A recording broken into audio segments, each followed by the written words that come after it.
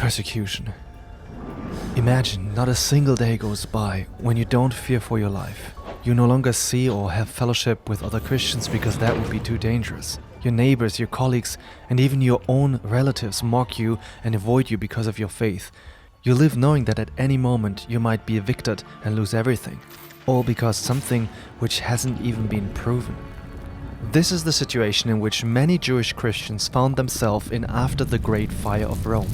The Apostle Peter realized that the church needed support and encouragement, but he does not, as he did before, reach out for his sword, but rather for the sword of the Spirit, the Word of God.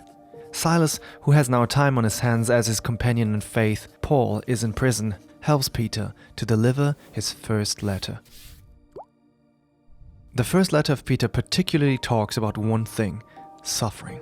Peter, one of the closest friends and disciples of Jesus, writes this letter to Jewish Christians who were strangers in the region known today as Turkey. They were basically asylum seekers, and this for two reasons. First, because they were living outside of their homeland, and second, because they received, through faith, a new heavenly hope and were now strangers here on earth. It is very likely that they came to faith through the ministry of the Apostle Paul. But now they were being persecuted and they were tired and confused.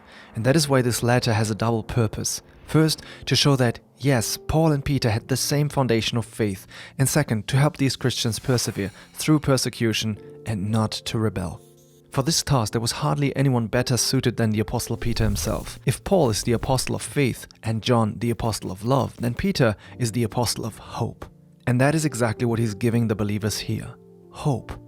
This letter is not a structured theological exposition like most of Paul's letters, but rather, if I had to explain Peter's message in one sentence, it would go along these lines.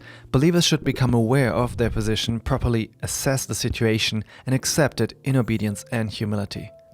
So on the one hand, recognize that they are heirs and that there is an inexpressible glory waiting for them.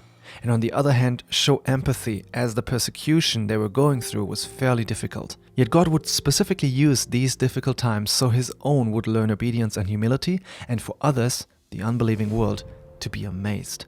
In the first chapter, Peter begins with the heavenly inheritance that is kept for Christians. He said that even though their suffering is a tough test, in the end, there's a wonderful reward waiting for them, which even the prophets in the Old Testament had longed for.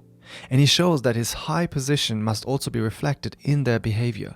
Theory must become practice, and this needs to be evident in two areas. First, in their public life, we see this in chapter 2, and secondly, in their private life, as we see in chapter 3.